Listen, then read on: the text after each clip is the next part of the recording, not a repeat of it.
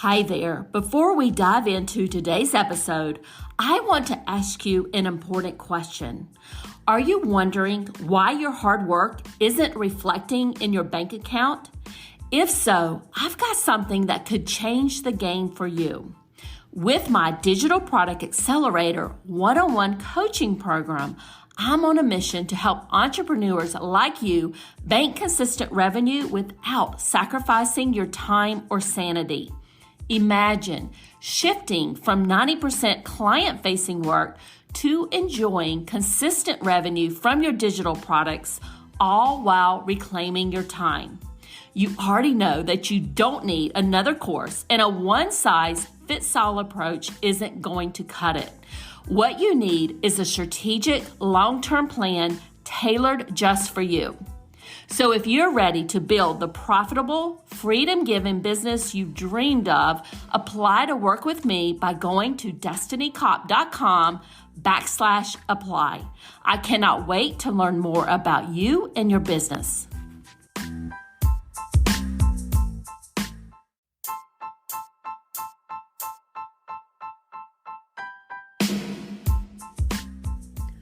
Welcome to the Creators MBA podcast, your go-to resource for mastering the art and science of digital product entrepreneurship. My name is Dr. Destiny Kopp, and I help business owners generate consistent revenue from their digital product business without the need to be glued to their desks, constantly live launching, or worrying about the social media algorithms. I hope you enjoy our episode today.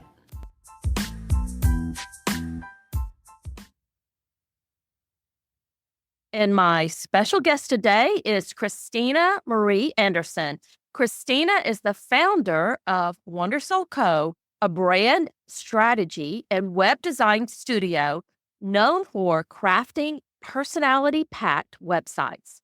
With a background in luxury client experience, Christina helps second career women turn their expertise into education by designing and building high-performing WordPress websites that act as an on-brand experience. And Christina, I am super excited to chat with you today.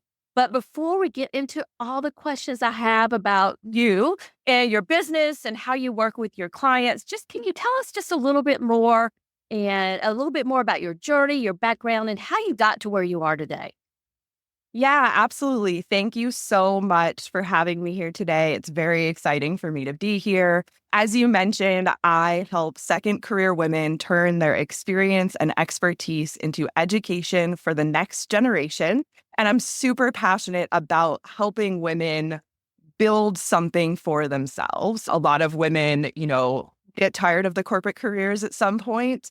And I hope that they find me when they do, because I really love helping my clients take what they know and turn it into a profitable business through their website. And as you mentioned, I have a background in luxury client experience. I actually started out working at luxury resorts all over the country. It's a very long story of how I got from there to building websites, but that background, that, true foundation in luxury client experience really is a foundation for everything that I do now in my business and for my clients. So tell us a little bit more about the kind of people that you work with. I know that all of us, we're all online business owners, and most of us have digital products, or we want to have digital products. So having a website in our business is crucial at some point. Some of us, might go for a little while without having one, but eventually we're all going to want to have a website. Kind of walk us through when we should launch our website, and should we try to do it ourselves, or should we jump right in, hire somebody? What are your general recommendations there?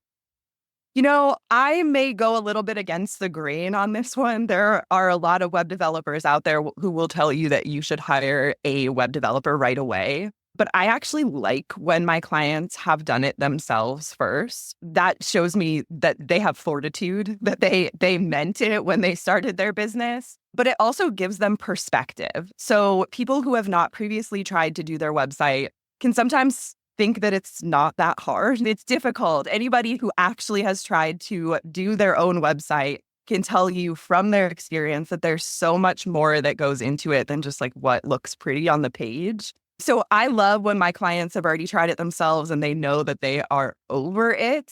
But so in terms of hiring a web developer, I do think that that's, maybe 1 to 2 years into business, you have income coming in. You're not putting your website on a credit card. Of course, your website should have a return on your investment, but I really want my clients to be in a safe and comfortable financial position for them and know that their business is ready for growth before they're saying, okay, Christina, like I'm ready to invest.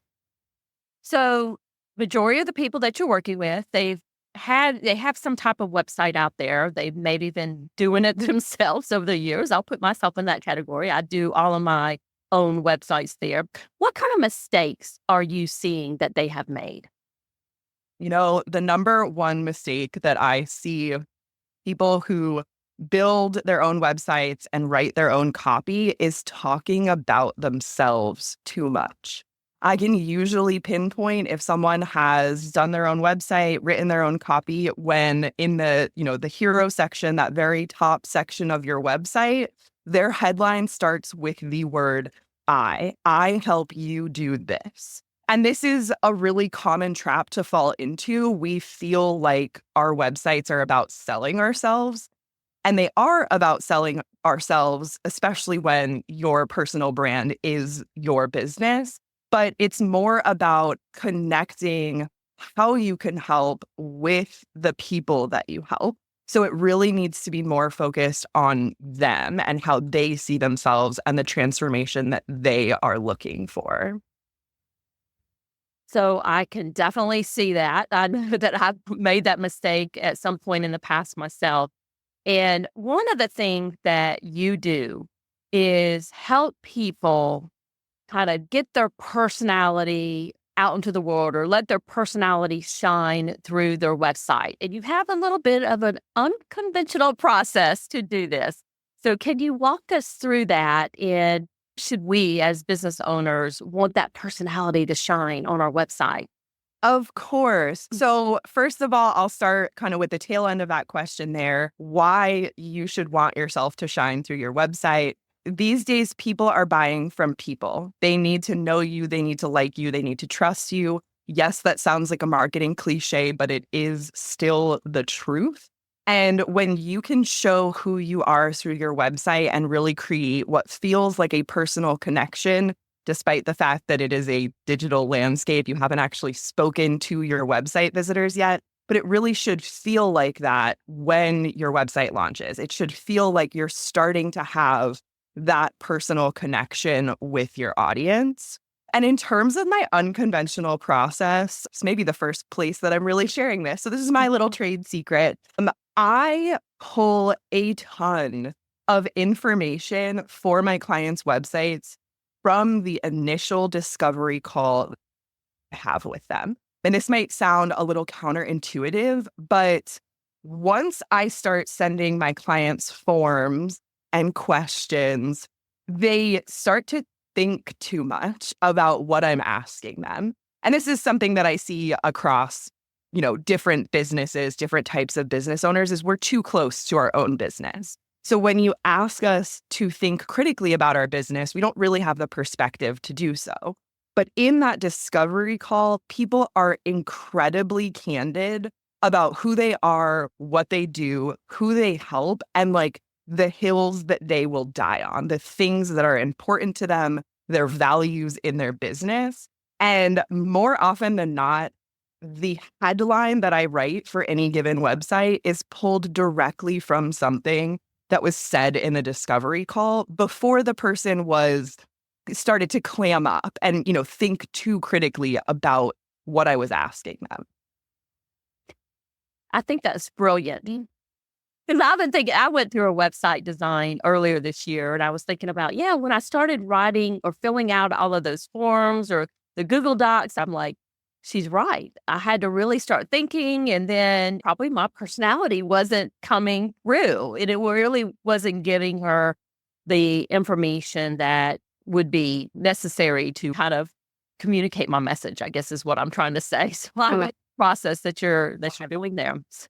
So Christina, the next question I have for you has to do with the process that you have of emphasizing how important automation and streamlining is with our website and our business. And I know that when you're going through this process and you're working with your clients to do this, this is something that you focus on. Can you walk us through this and how this helps your clients with their website?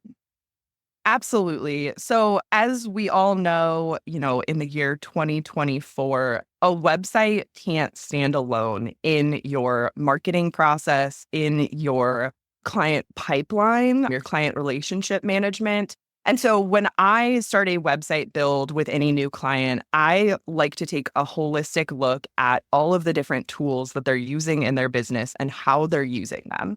And it's not just about making sure that they have a great website that converts, but it's also about understanding what happens when someone clicks book a call or sign up here for this free gift, and making sure that all of those pieces are working in tandem. And I'll give you a really simple example of a project that I am working on quoting out right now. And this is for a woman who offers Zoom yoga classes. And on her existing website, there is a button to email her for the links to the classes. My understanding is that these are free classes. So someone just needs to reach out, say, hey, I'm interested, and she will send them the link.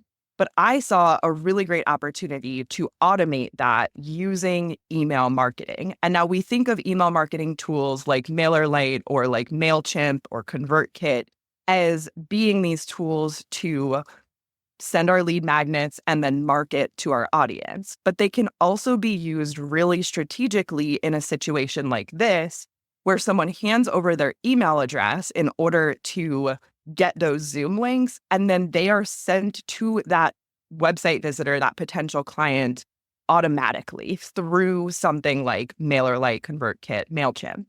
And that literally saves time for the person who is my client in this scenario. Instead of her receiving an email, having to add it to her to-do list, send the links back, it happens in the background automatically. And that's just one small example, but this is how I look critically at all of the different actions that are going to happen on a website. And some people see automation as a bad word, that, automation and personality-packed websites don't necessarily go together. And I would argue that automation can be used strategically to better serve your clients. I think there's certainly a line where it goes too far and where it can feel inauthentic.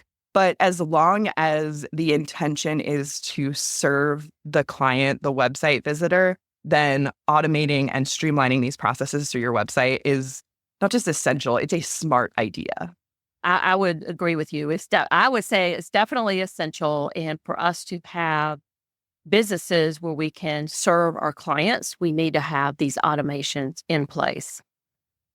Now, Christina, any last minute tips for the audience? I'll take this one back to my luxury client experience days. And this is like a core tenet that I live by in my own business. And it's to never leave your audience wondering what comes next. So anytime they click a button, what information do they need on the other end of that button to make a choice? Anytime they are receiving, something from your client relationship management system, an automated email, or even something that's not automated, something that you're sending out, are you giving them all of the pieces of information that they need at this time? Are they going to come back to you with questions, or can you add more information? Not to be overwhelming, but to clarify things up front so that they are never wondering what comes next. And again, I think this applies to everything we do in business, but certainly on your website, where if you confuse people or they don't have the information they need, they're likely to click off and not come back. So it's incredibly important to make sure that you're giving all of that information, thinking through all the scenarios of what someone could expect on the other side of whatever action you're asking them to take. And that's just a good suggestion in marketing in general is knowing that customer journey. When somebody just first gets to know us, what steps and actions do we want them to take? Absolutely. That is a great tip there. Now, Christina, if anyone would want to go and look at some of these luxury websites that you have personally designed, where would they go and how would they find them? Yeah, absolutely. People can look at my portfolio, which has some really great case studies in there of the websites that I've worked on. They can find me at wondersoulco.com, and my portfolio in there really helps show the transformations that I've given my clients, showcasing some of my favorite projects. Perfect. Thank you. We will make sure that those links are in the show notes, and you have a free gift for them also. I do. I just released a new lead magnet, just released this shortly before this podcast was released. It's called the Lead Magnet, and it is a lead magnet template pack. There are 3 lead magnet templates that are built in Canva for the 3 most popular types of lead magnets for podcasters, keynote speakers, consultants, and inside of there are also copy templates to help you write it. So really all you need is an idea, a thread of an idea, and everything else is inside of that free gift to help you build the lead magnet, and then also a welcome email that you can use to deliver it to your audience once they sign up. Wonderful. And we will make sure that all of those links are in the show notes. And do you have like an Instagram account, or what social media do you use? Threads is my favorite place to be. I'm at Wondersoul Web Design on Threads. I share all of my thoughts over there, whether they are weird or not. So if you really want to get to know me and understand my personality, my perspective as a web designer, as a business owner, that's where you should find me. And I'll include that link also. And I know a lot of people out there are really loving Threads. It's so much fun. It feels more authentic than any other social media that I've been on recently. I love it. So, Christina, thank you so much for joining me and sharing all of your wonderful knowledge with us. Of course. Thank you again so much for having me, Destiny. It has been a real treat to be here this morning. Thank you. Thanks for listening all the way to the end. I hope you enjoyed this episode today. If you love the show, I'd appreciate a review on Apple Podcasts or your favorite podcast platform. Have a great rest of your day, and bye for now.